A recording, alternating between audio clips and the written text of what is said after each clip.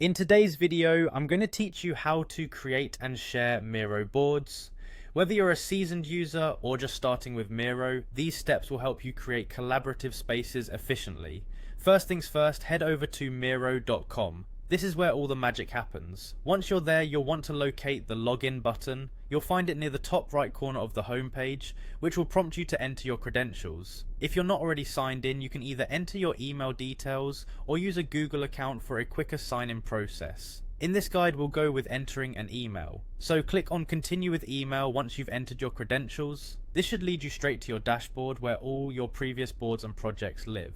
Now it's time to create something new. On the dashboard, look for the section that says your boards. You'll notice a button that says create new. Click on that to get started. In the pop-up that follows, select board. This will open a fresh Miro board ready for your creative input. Here's a quick tip: naming your boards right from the start is helpful, especially when organizing multiple projects. You can give your board a name that reflects its purpose or the project it's associated with. With your board created and named, let's look at customizing its settings. Next to your board's name, there are three little dots you can click on. This will reveal more options. Select details from this menu to view more information about your board and manage its settings. Finally, the best part of Miro is collaboration. So let's share this board with others. Click on the share button, which should be quite prominent. As you do that, you'll notice a set of permissions pop up, allowing you to control who can view or edit the board.